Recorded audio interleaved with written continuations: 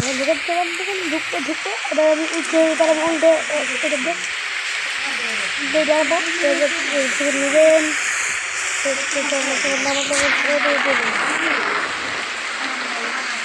তাহলে আপনাদের নামটা বলুন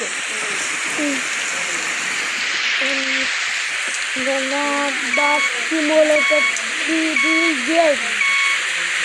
সেই জন্য আপনারা ডাউনলোড বলেছেন ডাউনলোড করতে পারবেন আপনারা লিখতে পারবেন নাহলে সব পারবেন